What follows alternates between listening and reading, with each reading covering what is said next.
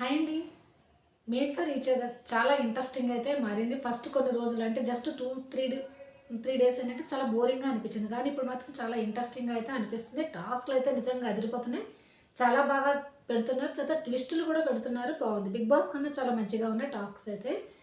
Big బాస్‌లో ఇంకా ఈజీగా అనిపిస్తుంది. దీంట్లో మ్యాడ్ ఫర్ ఈచ్ అదర్‌లో టాస్క్‌లు అయితే చాలా టఫ్‌గా కూడా ఉన్నాయి.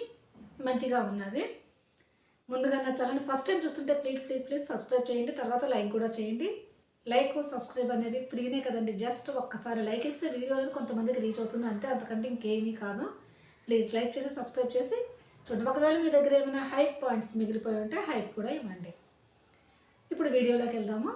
యాక్చువల్‌గా ఏంటంటే అంజలి, పవన్ ఏం డిస్కస్ చేసుకుంటూ ఉంటారంటే వీళ్ళు ఎవరంటే శాండ్రా అండ్ మహేష్ చేశారు కదా! డిష్ చేస్తారు కదా! చేసింది ఎలా ఉంటుందంటే అది నూడిల్స్ వేస్తారు. నూడిల్స్ చూసినప్పుడు అది అసలు నూడిల్స్‌లో పసుపేస్తారా? ఏమన్నా వేస్తారా? అసలు చేసే విధానంగా కూడా చేయలేదసలు. టేస్టీగా లేదు. అటువంటి వాళ్ళకి ఎవరు హ్మ్. హ్మ్. పవన్ ఉంటాడు కదా! కళ్యాణ్ ఉంటాడు కదా! కళ్యాణ్ ఏంటి అంటే దానికి 7 మార్క్స్ ఇచ్చేస్తాడు. ఎలా ఇవ్వగలిగాడు అసలు?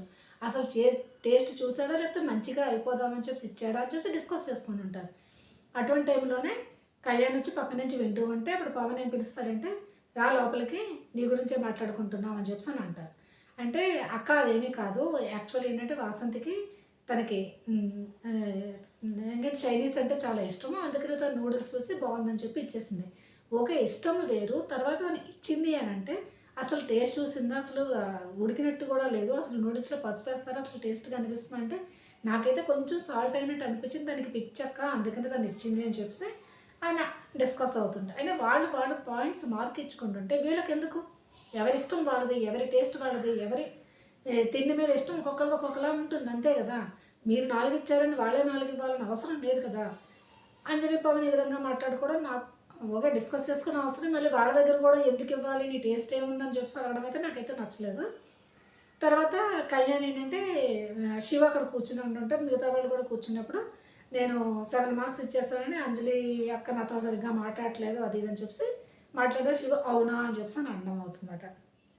తర్వాత ఏంటంటే డిస్కషన్స్ ఆ విధంగా అవుతుంది. మార్క్స్ ఎవరిచ్చారు? ఎందుకు తక్కువ ఇచ్చారని చెప్పేసి. అంతట్లోకి ఏంటంటే అక్కడ ఎవరు కళ్యాణ్ ఏంటే గిన్నెలతో స్పూన్స్ అవి తోముతూ ఉండుంటాడు. తర్వాత ఇటువైపేమో జాను కూడా పనిచేస్తూ ఉంటుందన్నమాట. అప్పుడు హరిత గారు వస్తారు. హరిత గారు వచ్చినప్పుడు ఇన్ని స్పూన్లు 100 స్పూన్లు ఉన్నాయి. 100 స్పూన్లు నేను యూజ్ చేస్తాను. నేను తోముతున్నానని చెప్పేసి జానుతో చెప్తుంటే హరిత గారు వచ్చి ఏమైనా నేను చేయనా? నేనేం చేయలేదు అయితేనంటే హరిత గారు ప్రతీదీ ఎందుకు మీ మీద ఇన్వాల్వ్ చేసుకుంటారు అసలు?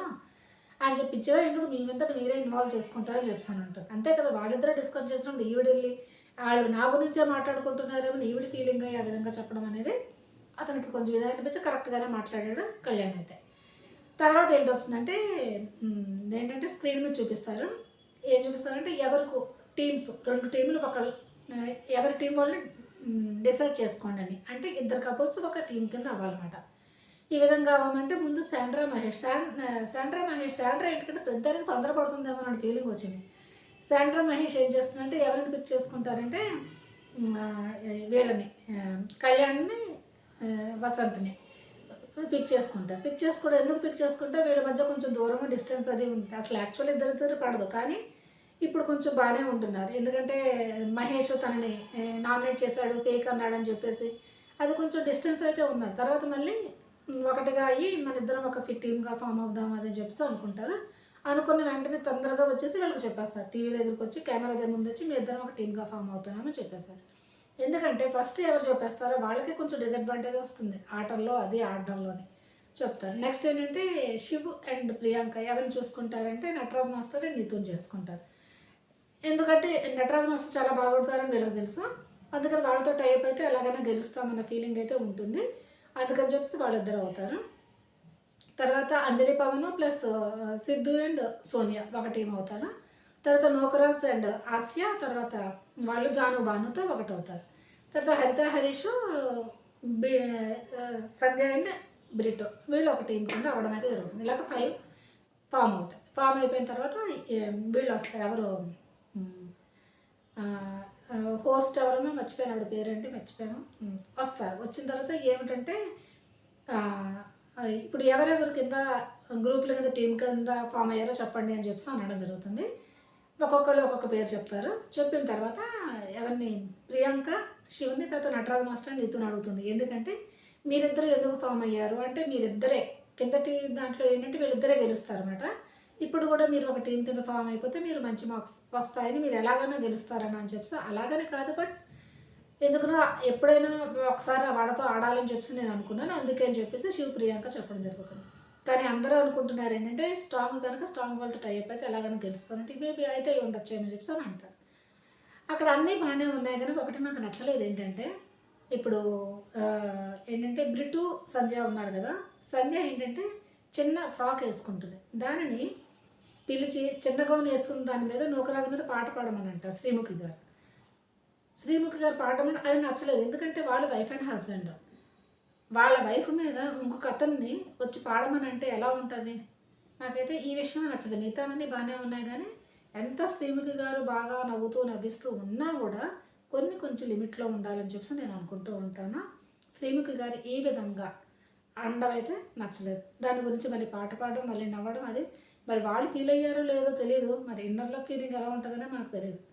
ఇది మాట అయింది. పాట పాడడం అయితే నోకరాజు కూడా పాడడం అయితే జరుగుతుంది అన్నమాట పాట.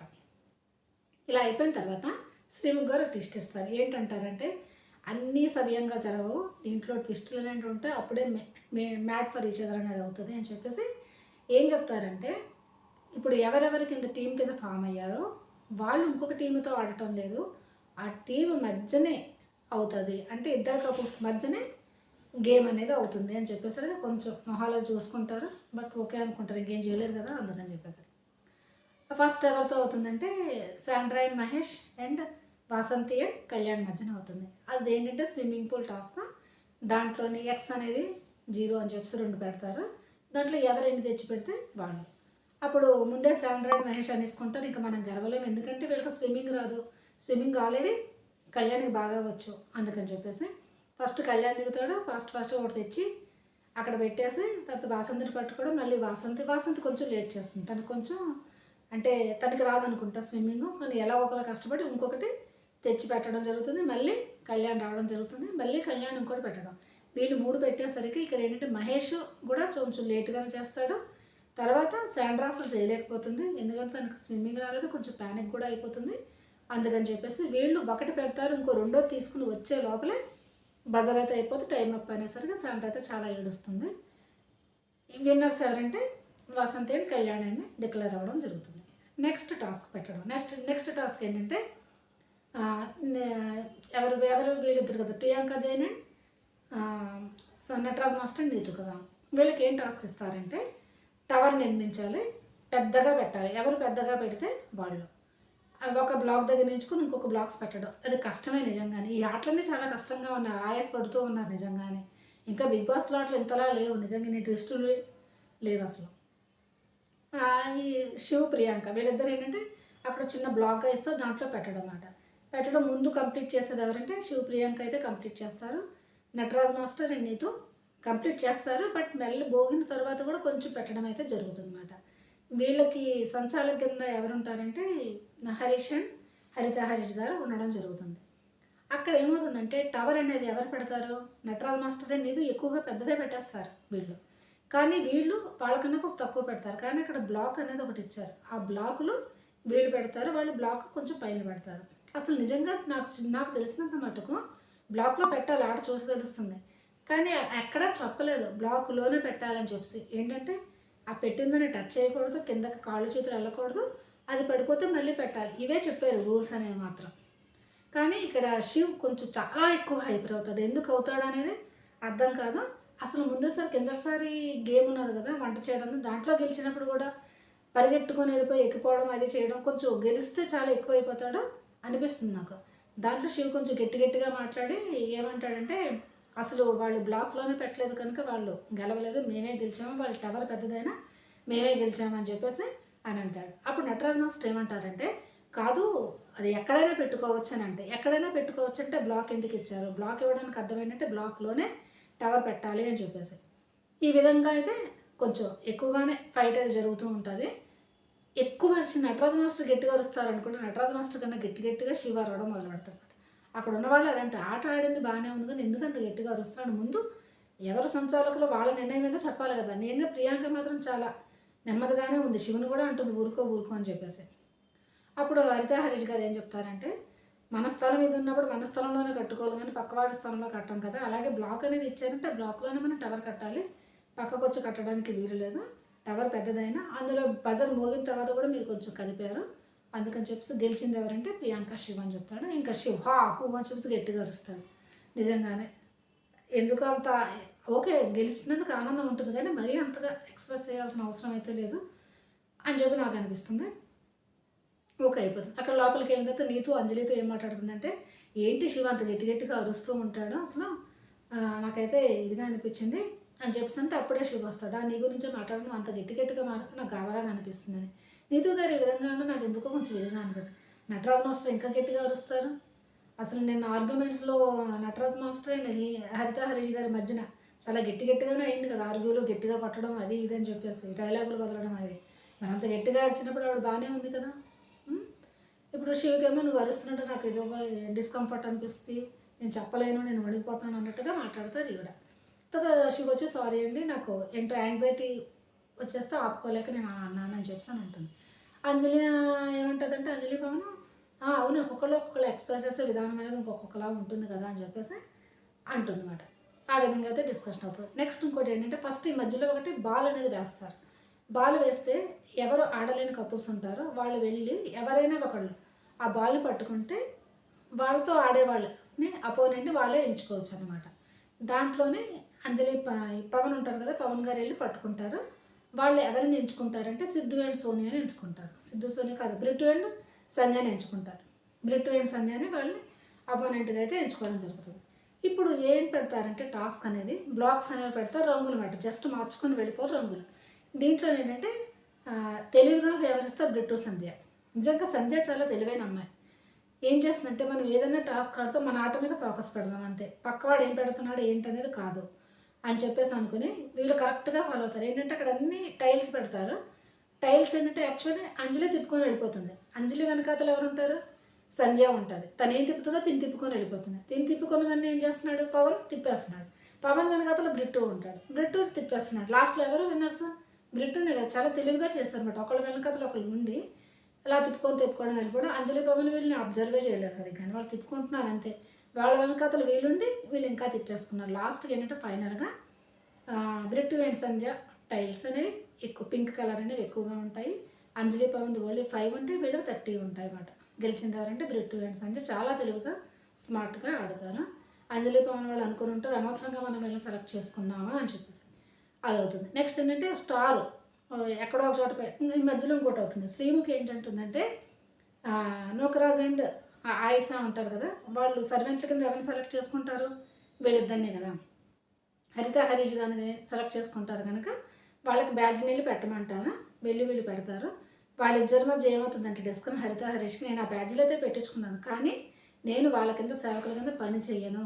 వాళ్ళు చాలా ఇదిగా ఉంటున్నారు. మన మీద పగ తీర్చుకునేటట్టు అనిపిస్తున్నారు. అందుకని చెప్పేసి. హరిత గారు ఇంకా మనకెందుకులే ఏదో చేద్దామన్నట్టు మాట్లాడుతున్నా, హరీష్ గారు సరే చేయాలని నీకు ఇంట్రెస్ట్ ఉంటే చేస్తాను. పనంతా నేను చేస్తాను వాళ్ళేం చెప్పినా. నువ్వు మాత్రం చేయకు. కావాలంటే వాళ్ళ కాళ్ళనే పట్టుకుంటా నువ్వు చెప్తే అని చెప్పేసి అంటాడు. కొంచెం ఓవర్ డ్రామా అయితే హరీష్ గారు ప్లే చేస్తున్నారని అనిపిస్తుంది. సర్వెంట్‌ది వాళ్ళు చేసుకుంటే ఏవో కాళ్ళొత్తమనో చెప్తారా? లేదు కదా! ఏదో చిన్న చిన్న పనులు చెప్తారు చేస్తే అయిపోతుంది కదా! మరి చూడాలి వీళ్ళిద్దరి మధ్య ఏ విధంగా జరుగుతుంది అనేది. తర్వాత ఏంటంటే టాస్క్ మళ్ళీ ఒకటి స్టార్ అనేది పెడతారు. ఆ స్టార్ ఏ పార్టీ ఎవరు గెలుచుకుంటారో అంటే అందరూ దీంట్లో పార్టిసిపేట్ చేయొచ్చు. ఎవరైతే ఆ స్టార్‌ని పట్టుకుంటారో ఒకవేళ ఆల్రెడీ ఆడేసిన వాళ్ళు పట్టుకున్నారనుకో ఆ స్టార్‌ని అప్పుడు వాళ్ళకి కావాల్సిన పేరుకి ఎవరు ఆడలేదో వాళ్ళకివ్వచ్చు. అప్పుడు వాళ్ళు వాళ్ళ అపోనెంట్‌ని ఎంచుకుంటారనమాట. దీంట్లోనే ఎవరంటే సంధ్య గారు పట్టుకుంటారు ఆ స్టార్‌ని. పట్టుకున్న వెంటనే వెనక నుంచి వచ్చి సిత్తు లాక్కుంటూ ఉంటాడు. గట్టిగా అరుస్తుంది సంధ్య. ఏంటి నువ్వు లాక్కున్నావని? అయ్యో నాకు తెలియకపోవడం ఏంటి తను పట్టుకుంది కదా! పట్టుకున్న స్టార్‌ని నువ్వు వచ్చి లాగుతున్నావు అది నీ తప్పే కదా! సంధ్యది తప్పు కాదు కదా అది. తర్వాత మళ్ళీ బ్రిట్టు అండ్ సంధ్య డిస్కస్ చేసుకుంటారు. ఎవరికిద్దామంటే బ్రిట్టు అండ్ ఎవరు సిద్ధు అండ్ సోనియాకి ఇచ్చేద్దాము. ఎందుకంటే వాళ్ళు కిందటిసారి కూడా లాస్ట్ ఎలిమినేషన్ రౌండ్ దాకా వెళ్ళారు. అందుకని చెప్పేసి ఇస్తే వాళ్ళంతట వాళ్ళు అపోనెంట్‌ని ఎంచుకుంటారు కనుక బానే ఉంటుందని చెప్పేసి సిద్ధు అండ్ సోనియాకి అయితే ఇవ్వడం జరుగుతుంది. వాళ్ళిద్దరూ ఎవరిని అపోనెంట్ కింద ఎంచుకుంటారు అనంటే జాను అండ్ భానుని ఎంచుకుంటారు. ఎందుకంటే వాళ్ళకి స్కోర్ పాయింట్స్ తక్కువ అని చెప్పేసి. స్కోర్ పాయింట్ తక్కువగా ఉన్న వాళ్ళని కాకుండా ఎక్కువగా ఉన్న వాళ్ళని ఎంచుకుంటే సరిపోయేది. ఒకవేళ వీరు ఓడిపోయినా సరే వాళ్ళకి ఆల్రెడీ ఎక్కువే ఉన్నాయి కనుక ఎక్కువే ఉండేది. వీళ్ళ పొజిషన్ అలా ఉండేది కదా అని నా అభిప్రాయం. మరి మీరేమనుకుంటున్నారు? నేను ఆలోచిస్తుంది కరెక్టా కాదా? చెప్పే ముందు లైక్ చేసారా? ప్లీజ్ లైక్ చేసి సబ్స్క్రైబ్ చేయండి. మళ్ళీ నెక్స్ట్ వీడియోతో మళ్ళీ కలుసుకుందాం. ఓకే. Bye bye.